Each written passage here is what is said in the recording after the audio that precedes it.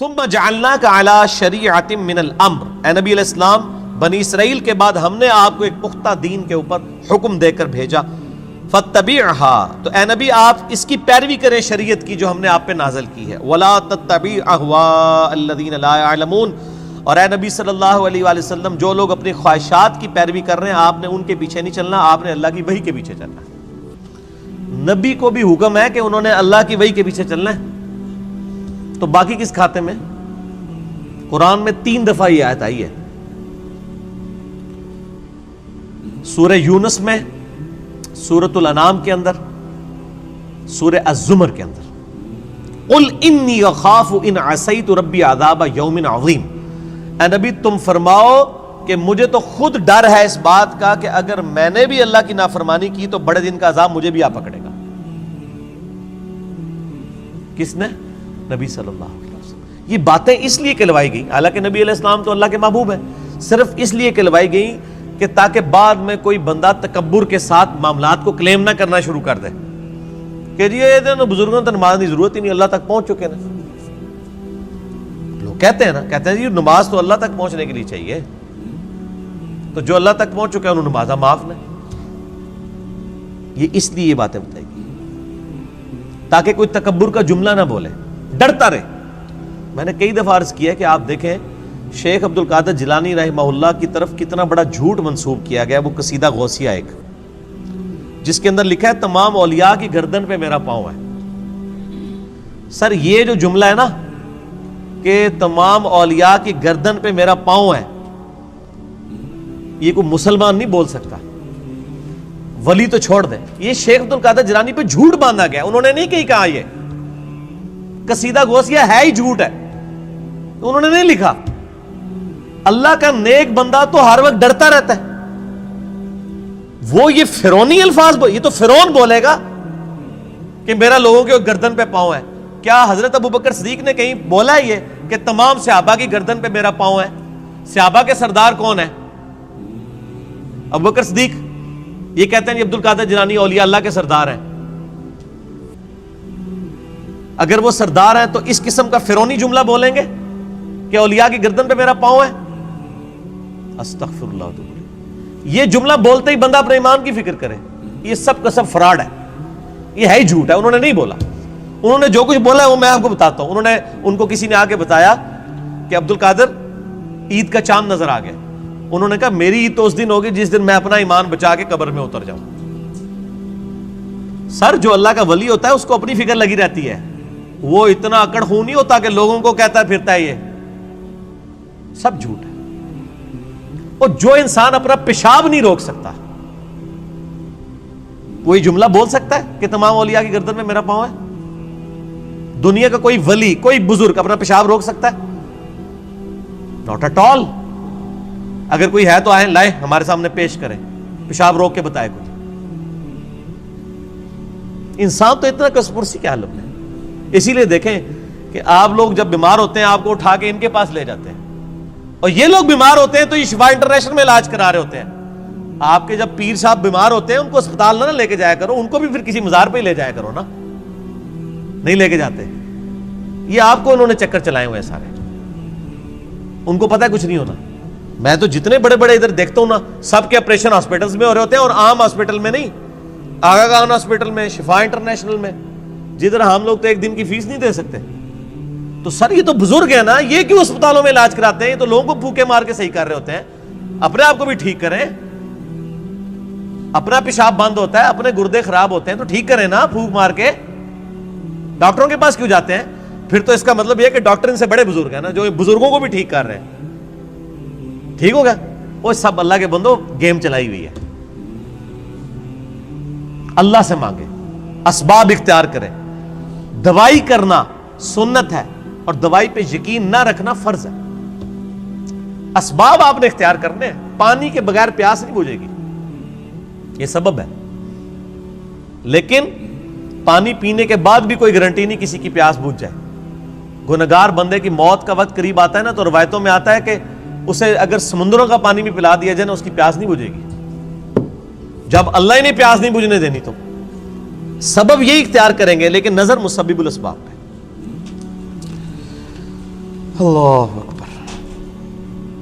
انہم لن یغنوا عنک من اللہ شیئا، یہ لوگ اللہ کے مقابلے پر اے نبی علیہ السلام آپ کو کچھ فائدہ نہیں پہنچا سکتے. وَإِنَّ الظَّالِمِينَ بَعْضُهُمْ أَوْلِيَاءُ بَعْضٍ، اور ظالم لوگ بعض کے دوست ہیں. وَاللَّهُ وَلِيُّ الْمُتَّقِينَ، جبکہ اللہ جو ہے وہ پرہیزگاروں کا دوست ہے.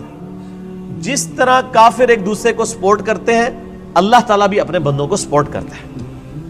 لیکن وہ اللہ کا بندہ بنے، فرعون نہ بنے. اللہ کا بندہ کون ہوتا ہے؟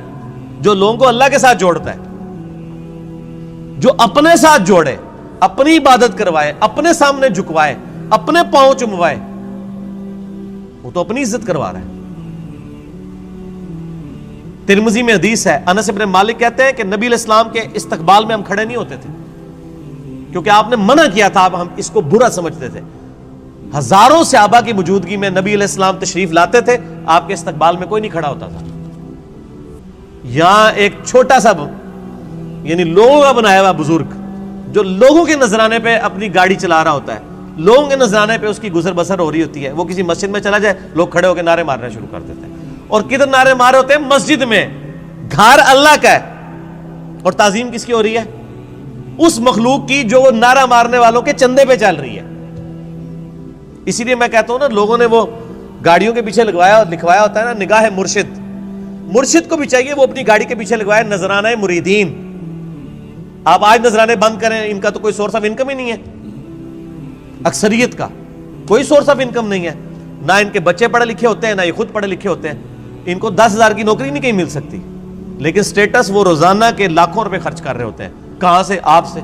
تو صرف ان کو چاہیے نا، جب اپنی گاڑی میں بیٹھے تو گاڑی کے پیچھے لکھے مریدین کے نذرانوں کی برکت سے. آزا من فضل ربی تے نہ انہیں لکھنا تے نہ دے مرید نے لکھنا ہے. وہ تو توفیق نہیں کسی نے ہونی. اصل تو یہ ہونا چاہیے آزا من فضل ربی.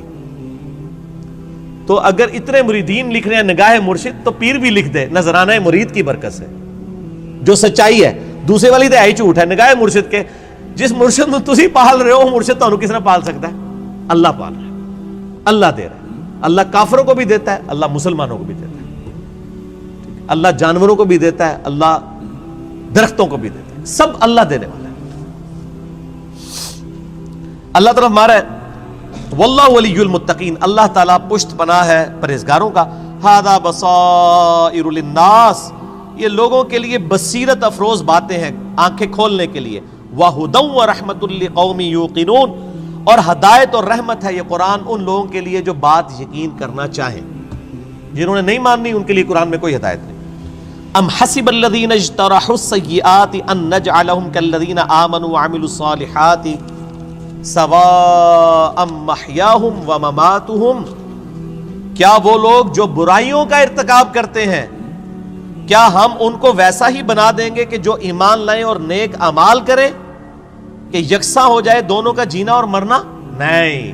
دنیا میں بھی بادشاہ جو ہوتے ہیں وہ اپنے تابع فرمان بندوں کو نوازتے ہیں، دشمنوں کو سزا دیتے ہیں. تو اللہ تعالیٰ ماتا ہے جو میرے ماننے والے ہیں وہ اور جو میرے نہ ماننے والے ہیں میرے نافرمان، ان کو میں برابر کر دوں گا؟ ان کی زندگی اور موت برابر ہوگی؟ نہیں. زندگی ہو سکتا ہے کافر کی بہتر ہو، لیکن مرنے کے بعد ایمان والے اور نیک عمل کرنے والے کے لیے آخرت میں اللہ کا انعام ہے. ساء ما یحکمون، کتنا برا حکم تم لگا رہے ہو اگر تمہارے دماغ میں کہیں یہ بات ہے کہ یہ لوگ برابر ہو سکتے ہیں. وَخَلَقَ اللَّهُ السَّمَاوَاتِ وَالْأَرْضَ بِالْحَقِّ، اور اللہ نے آسمان اور زمین کو پرپز فل پیدا کیا ہے. وَلِتُجْزَىٰ كُلُّ نَفْسٍ بِمَا كَسَبَتْ، تاکہ بدلہ دیا جائے ہر جان کو جو اس نے کمایا. وَهُمْ لَا يُظْلَمُونَ، اور کسی پہ ظلم نہیں ہوگا. یہ اللہ نے ایک لائن کے اندر مقصد بیان فرما دیا ہے کہ زمین و آسمان کی پیدائش کا مقصد یہ ہے کہ اللہ تعالیٰ آزمائے گا کون نیک عمال کرتا ہے، اس کے بعد اللہ تعالیٰ نیک عمال والے کو اس کے عمال کا بدلہ دے گا، برے عمال والے کو اس کے عمال کا بدلہ دے گا. اب بڑی سخت آیت آ رہی ہے قرآن حکیم کی، اس ایک آیت پہ گھنٹوں بولا جا سکتا ہے.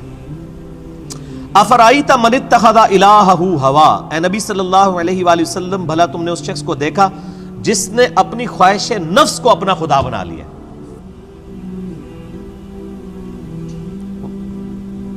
وَأَضَلَّهُ اللَّهُ عَلَىٰ عِلْمٍ، اور اللہ نے اس کے علم کے باوجود اسے گمراہ کر دیا. وَخَتَمَ عَلَىٰ سَمْعِهِ وَقَلْبِهِ، اور اللہ نے اس کے کانوں پر اس کے دل پر مہر لگا دی ہے، وجعل علی بصرہ اور اس کی آنکھوں پر غشاوہ پردہ ڈال دیا ہے۔ فمن یہدہ من بعد اللہ افلا تذکرون، تو بتاؤ اب اللہ کے بعد کون ہے جو اس کو ہدایت دے؟ کیا تم غور نہیں کرتے؟ جس کو اللہ گمراہ کر دے، من یہدہ اللہ فلا مضل لہ، جسے اللہ ہدایت دے اسے گمراہ نہیں کر سکتا، ومن یضلل فلا ہادی لہ، اور جسے اللہ گمراہ کر دے اسے کوئی ہدایت نہیں دے سکتا۔ تو اللہ تعالیٰ فرما رہا ہے کہ ایسا شخص جو اپنی خواہش نفس کی پیروی کرتا ہے، تو اگرچہ اس کے پاس علم بھی ہوتا ہے پھر بھی وہ بہرا، اندھا اور گونگا ہو جاتا ہے، حق بات قبول نہیں کرتا، کیونکہ اللہ اسے گمراہ رہنے دیتا ہے کہ اس کے پاس علم تھا، اس کے باوجود اس نے اس علم کا فائدہ نہیں اٹھایا۔ ایک بندے کے پاس علم ہے کہ اگر میں بلڈنگ کے 10ویں فلور سے باہر چھلانگ لگاؤں تو مر جاؤں گا، یہ پتا ہے ایک بندے کو، وہ پھر بھی چھلانگ لگا دیتا ہے، تو پھر کیا ہوگا؟ مر جائے گا۔ یہی حال اس شخص کا ہے کہ جس کو قرآن و سنت کا علم دیا گیا لیکن اس پہ عمل نہیں وہ کر رہا، اسے ہم کہتے ہیں قرآن میں لکھا ہے ایاک نعبد و ایاک نستعین، صرف اللہ ہی کو پکار، وہ کہتا ہے نہیں، میرے بابے کہتے ہیں بابوں کو پکارو۔ اب علم تھا اس کے پاس، گمراہ ہو گیا، اللہ کی بات نہیں مانی۔ ایک بندے کو بتایا بھی بخاری مسلم میں نماز کا طریقہ رکوع میں جاتے وقت اور رکوع سے اٹھتے وقت رفع الیدین کے ساتھ لکھا ہے، نہیں مانا۔ ایک بندے کو بتایا کہ تم ہر مہینے 11ویں دیتے ہو، جبکہ 11ویں والے پیر کی جو اپنی کتاب ہے غنیت الطالبین، اس میں نماز کا طریقہ وہی لکھا ہے جو بخاری مسلم میں لکھا ہوا ہے، وہ کہتا ہے میں نے رفع الیدین نہیں کرنا۔ تو ضد کا تو کوئی علاج نہیں ہے۔ یہ وہ لوگ ہوتے ہیں جو علم کے باوجود گمراہ ہو جاتے ہیں۔ علم ہے، اسی لیے ہم اکثر وہ لوگ کہتے ہیں وہ ایڈے بڑے وہ مولویوں کو نہیں پتہ لگا، وہ پاگل نے، تو ہمیں پتہ سمجھ آ گیا۔ تو ان کو بتائیں، آپ جن علماء کہہ رہے ہیں اتنے بڑے بڑے، آپ کے مخالف اپنے علماء کو اتنے بڑے بڑے کہتے ہیں اور آپ کے علماء کو جاہل کہتے ہیں۔ بریلوی دیوبندیوں کو گستاخ رسول کہتے ہیں کہ نہیں؟ تو کیا دیوبندیوں کے علماء علماء نہیں ہیں؟ اور دیوبندی بریلویوں کے علماء کو مشرک کہتے ہیں کہ نہیں؟ تو کیا بریلویوں کے علماء علماء نہیں ہیں؟ سنی شیعہ کے علماء کو، شیعہ سنیوں کے علماء کو، اہل حدیث ان کو، یہ سارے اہل حدیث کو گمراہ کہتے ہیں کہ نہیں؟ ہم کہتے ہیں شاید ساری صحیح کہہ رہے ہو، لگ ایسا ہی رہا ہے کہ آپ اپنے آپ کو کتاب و سنت کے سامنے پیش کرنے کے لیے تیار ہی نہیں ہو۔ اگر کسی کو بات پتہ چلے وہ اللہ کا شکر ادا کرے، جی میرے تک بات پہنچ گئی، مجھے اس سے کوئی غرض نہیں ہے کہ دنیا کیا کر رہی ہے، مجھے صرف اس چیز سے غرض ہے کہ میرے نبی نے کیا مجھے حکم دیا ہے صلی اللہ علیہ وآلہ وسلم۔ اور نبی جو امت کو دے کے گئے ہیں کوئی بابا نہیں دے کے گئے۔ حجۃ الوداع کے موقع پہ کیا فرمایا؟ میں اپنے بعد تم میں 2 چیزیں چھوڑ کے جا رہا ہوں، کیا 2 بابے، 2 مولوی، 2 شیخ القرآن، 2 بزرگ، 2 صوفی؟ نہیں، کہا اللہ کی کتاب، اس کے نبی کی سنت، اس کو پکڑو گے ہدایت پہ رہو گے، اس کو چھوڑ دو گے گمراہ ہو جاؤ گے۔ تو دین تو یہ ہے۔ ایک بندہ آپ کو قرآن سکھا تو رہا ہے لیکن خود قرآن پہ عمل نہیں کر رہا، تو اس کا قرآن کا سکھانا کیا ہے؟ میں آپ کو کلمہ پڑھا کے مسلمان کر دوں، جب آپ مسلمان ہو اور میں آپ کو بتاؤں کہ یہ اللہ کی کتاب ہے، آپ کتاب کھول کے مجھے کہیں گے آپ نے مجھے مسلمان تو کیا ہے لیکن اس کتاب میں جو کچھ لکھا آپ تو اس پہ عمل ہی نہیں کر رہے، تو آپ اس کو کیا یہ کہیں گے کہ میں تمہیں کلمہ پڑھایا اس واسطے میں جو کہوں گا وہی صحیح ہے، یہ کہیں گے یا قرآن کو مانیں گے؟ کلمہ پڑھانا تو اپنی جگہ ہے، بخاری مسلم حدیث ہے اللہ تعالیٰ فاسق سے، بدکار شخص سے بھی دین کا کام لے سکتا ہے۔ اگر کسی نے کسی کو کلمہ پڑھایا یہ اس کی بزرگی کی دلیل نہیں ہے۔ اگر کوئی کہتا ہے آج ڈاکٹر ذاکر نائک نے ہزاروں لوگوں کو کلمہ پڑھایا ہے، بریلوی دیوبندی اس کو بزرگ کیوں نہیں مان لیتے؟ پھر تسی بھی جھوٹ مارنے بند کر دو، 90 لاکھ نو کلمہ پڑھایا ہے، ادو تو 90 لاکھ بادی کوئی نہیں سی۔ اگر آپ نے کلمہ پڑھانے کو کسی کی بزرگی ماننا ہے تو ڈاکٹر ذاکر نائک نے ہزاروں لوگوں کو کلمہ پڑھایا ہے نا، تو کیا بریلوی دیوبندی اور شیعہ مان لیں گے اسے بزرگ؟ تو سر بریلوی دیوبندی اگر اپنے بابوں کو کہتے ہیں اتنوں کو کلمہ پڑھایا تھے، تسی بھی اپنے بوجھے چ رکھو، پھر وہ کہنے کے نہیں جی کلمہ پڑھانے والا کیا ہوتا ہے تے وہ بد عقیدہ ہے نا، تو سر تسی بھی تواڈے کلمہ پڑھانے والا کیا ہوتا ہے، تواڈے بھی اگر بد عقیدہ نے تو کوئی فرق نہیں پڑتا۔ فرق کس سے پڑتا ہے؟ قرآن و سنت سے۔ اللہ کے نبی کے قدموں تک پہنچو، کسی بابے کے قدموں تک نہیں۔ اس لیے فرمایا تم میں 2 چیزیں چھوڑ کے جا رہا ہوں، اللہ کی کتاب، اس کے نبی کی سنت، قیامت تک کے لیے 2 چیزیں، جو اس پہ عمل کرے گا ہمارے سر کا تاج ہے، اور جو عمل نہیں کرتا گستاخ رسول ہے، اصل میں گستاخ وہ ہے۔ ٹھیک ہو گیا جی، آگے چلیں۔ اللہ تعالیٰ فرماتا ہے وَقَالُوا مَا هِيَ إِلَّا حَيَاتُنَا الدُّنْيَا، اور یہ لوگ تو کافر کہتے ہیں کہ بس دنیا کی زندگی ہے، نموت وَنَحْيَا، ہم اسی میں مرتے ہیں اور جیتے ہیں، وَمَا يُهْلِكُنَا إِلَّا الدَّهْرُ، اور ہمیں جو ہلاک کرتا ہے نا وہ زمانے کی گردش کرتی ہے، یعنی جب ٹائم پورا ہوتا ہے تو ہم مر جاتے ہیں، کوئی یہ زندگی موت کا نظام کسی خدا نے کنٹرول نہیں کیا ہوا، نہ قیامت قائم ہونی ہے، نعوذ باللہ۔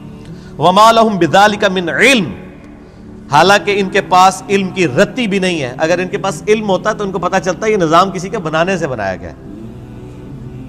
اِنْهُمْ إِلَّا يَظُنُّونَ، بس یہ اٹکل پچو چلا رہے ہیں۔ وَإِذَا تُتْلَىٰ عَلَيْهِمْ آيَاتُنَا، جب ان پہ ہماری آیات پڑھی جاتی ہیں، بینات، روشن آیات، مَا كَانَ حُجَّتُهُمْ، تو یہ کوئی اور حجت نہیں کرتے سوائے ایک حجت کے، إِلَّا أَنْ قَالُوا ائْتُوا بِآبَائِنَا إِن كُنتُمْ صَادِقِينَ، یہ کہتے ہیں اگر تم سچے ہو تو ہمارے مرے ہوئے باپ دادا کو زندہ کر کے لے آؤ، ہمارے باپ دادا قبروں سے نکل کے یہ بات ہمیں کہیں کہ نبی اللہ کا نبی ہے، تب مانیں گے، قرآن کو ہم نے نہیں ماننا۔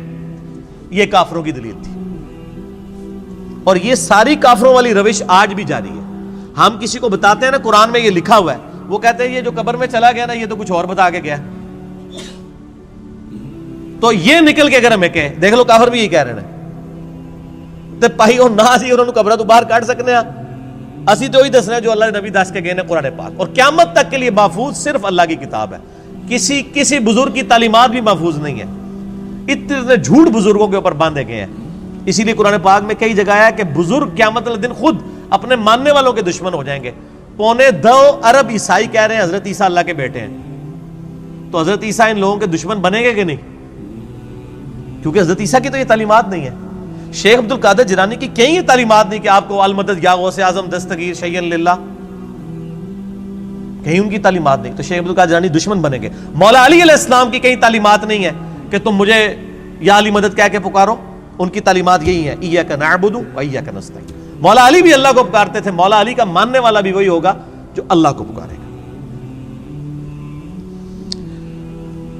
تو اللہ تعالیٰ ہے جب یہ حجت کرے تم ان کو کہو قُلِ اللَّهُ يُحْيِيكُمْ ثُمَّ يُمِيتُكُمْ، اللہ تمہیں زندہ کرتا ہے وہی موت دیتا ہے، ثُمَّ يَجْمَعُكُمْ إِلَى يَوْمِ الْقِيَامَةِ، پھر قیامت دن بھی وہ تمہیں جمع کرے گا، لا ریب فیہ، جس میں کوئی شک نہیں ہے، وَلَٰكِنَّ أَكْثَرَ النَّاسِ لَا يَعْلَمُونَ، لیکن اکثر لوگ اس حقیقت سے ناواقف ہیں۔ اللہ نے فرمایا کہ بھئی یہ بتا دو کہ اللہ میں اور باقی ہستیوں میں یہ فرق ہے کہ وہ زندگی اور موت دیتے ہیں، تو لے آؤ ان کو۔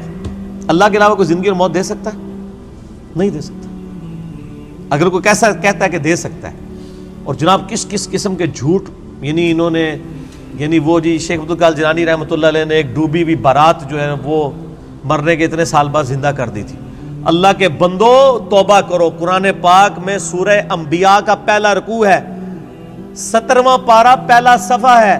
نبی صلی اللہ علیہ وآلہ وسلم کو کافر کہتے تھے تم ہمیں یہ کہتے ہو نا اگلے نبیوں کے یہ معجزے کہ مردہ زندہ کرتے تھے، تم ہمیں مردہ زندہ کر کے بتاؤ پھر نبی مانیں گے۔ تو اللہ تعالیٰ نے فرمایا کہ ان سے فرما دو کہ معجزات اللہ کے پاس ہے، وہ کوئی معجزہ اس قسم کا نہیں۔ نبی صلی اللہ علیہ وسلم نے بھی کوئی مردہ نہیں کبھی زندہ کیا۔ حضرت عیسیٰ علیہ السلام کا قرآن میں ذکر آتا ہے کیونکہ ان کا معجزہ وہ تھا، ہمارے نبی کا معجزہ قرآن ہے، جیسا کہ موسیٰ علیہ السلام کا معجزہ عصا تھا۔ ویسے آپ صلی اللہ علیہ وسلم کے بہت معجزات ہیں بخاری مسلم میں کہ مبارک انگلیوں سے پانی کے چشمے جاری ہو گئے، مبارک دعا سے چاند 2 ٹکڑے ہو گیا، مبارک پسینے سے خوشبو آتی تھی، یہ معجزات ہیں، مردہ زندہ کرنے والا نہیں ہے۔ تو یہ بعد کے لوگوں کے بارے میں آپ کلیم کر رہے ہیں کہ انہوں نے مردے زندہ کیے ہیں؟ آج بھی لیں کسی کو جو کہتا ہے نا مردہ زندہ کر سکتا ہے تو ہم اسے شہید کر دیتے ہیں، اس کی اجازت سے وہ اپنے آپ کو زندہ کر کے بتائے۔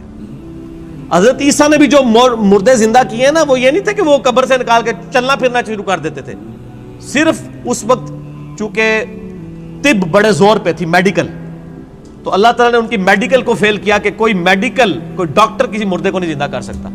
اللہ نے آیا ہوں میرا نبی اے جیڑا مردہ زندہ کرے گا، اور وہ صرف اتنا ہوتا تھا، قبر پہ گئے مردے کو زندہ کیا، وہ مردہ کہتا تھا کہ حضرت عیسیٰ اللہ کے نبی، واپس چلا جاتا تھا، بس اس سے زیادہ نہیں تھا زندہ ہوتا نا۔ سورۃ الانبیاء کی آیت نمبر 95 ہے، جو ایک دفعہ دنیا سے چلا گیا وہ واپس نہیں آ سکتا، ناٹ ایٹ آل، گیا۔ دنیا میں واپس نہیں آ سکتا.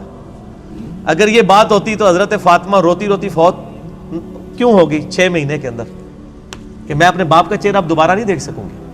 حضرت عائشہ حضور کی لاڈلی ترین بیوی نبی علیہ السلام کی وفات کے بعد 47 سال تک زندہ رہی ہیں, اور کدھر زندہ رہی ہیں؟ اسی قبر والے حجرے کے 7 کمرے میں. میں کہتا ہوں کوئی ایک روایت دکھا دے کہ انہوں نے نبی علیہ السلام کی کبھی زیارت کی ہو قبر کے اوپر. آج لوگ کہتے ہیں ہمارے گھر میں آ جاتے ہیں, کوڑ مارنے چھڑ دو اللہ دے بندے ہو, چوڑ. سب سے زیادہ اگر کوئی حقدار تھا تو حضرت فاطمہ تھی, حضرت عائشہ تھی, مولا علی تھے. ان سے کوئی آپ کو بات نہیں ملے گی. یہ جتنی آپ کو باتیں بتاتے ہیں نا ساری بزرگ بابوں سے بتاتے ہیں, آپ کو حضرت ابوبکر کی کرامت نہیں بتا رہے ہوں گے اس قسم کی, تو کیا ہوتی نہیں ہے کرامت. ہم مانتے ہیں کرامت صرف یہ ہے کہ کسی کی دعا کی برکت سے کچھ ہو جائے, مرضی اللہ کی. کوئی کر کے نہیں دکھا سکتا, کوئی کر کے دکھا سکتا ہے تو میں نے کئی بار چیلنج کیا ہے, کوئی زندہ یا مردہ بزرگ میں اپنا انجینئرنگ کا فارمولہ لکھ کے دیتا ہوں, وہ دیکھ کے پڑھ کے بتا دے.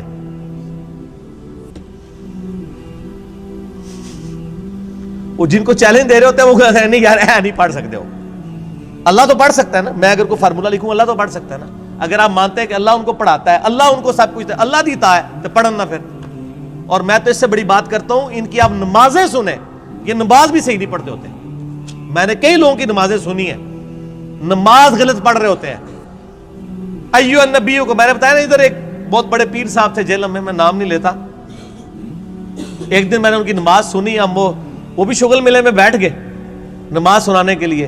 نماز میں پڑھ رہے السلام علیکہ ایھا النبیو.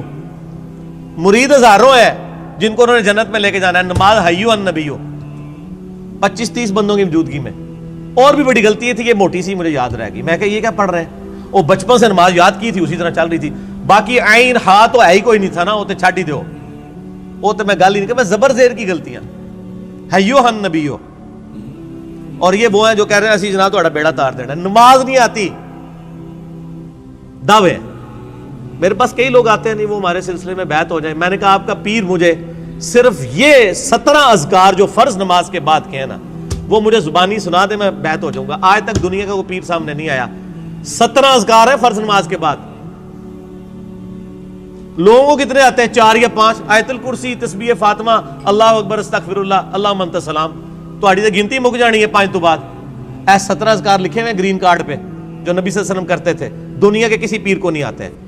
وہ 24 اذکار بلو کارڈ پہ لکھے ہوئے ہیں جو صبح و شام کے اذکار ہیں نبی علیہ السلام کے. کتنی کتنی مشکل دعائیں ہیں بخاری مسلم میں, کسی پیر کو نہیں آتی ہیں. میں اس سے بڑا چیلنج کہتا ہوں یہ دیکھ کے پڑھ کے بتا دیں. یہ اتنی مشکل عربی ہے کہ جس نے پہلی دفعہ پڑھی ہو وہ اس کو ایک دفعہ پڑھ کے صحیح پڑھ ہی نہیں سکتا. ابھی تک تو سارے فیل ہوئے ہیں. تو پھر یہ کہنا کہ ہم لوگوں کو نبی علیہ السلام تک پہنچاتے ہو, تسی آپ تک پہنچے کوئی نہیں ہوئے اللہ دے بندے ہو. نبی علیہ السلام تک وہ پہنچا ہوا ہے جو نبی علیہ السلام کے طریقے پہ ہے, جو آپ نے فرمایا ہے, جو آپ نے وظیفے بتائے ہیں. باقی تو آپ کے خود ساختہ چیزیں ہیں, وہ جس طرح ہندوؤں کے ماننے والے اپنے کو کرتے ہیں, آپ کے ماننے والے آپ کو سکھا رہے ہیں. نبی علیہ السلام کے ساتھ کوئی تعلق نہیں ہے. نبی صلی اللہ علیہ وسلم جو کچھ دے کے گئے وہ یہ موجود ہے اس میں, وہ اس قرآن کے اندر ہے.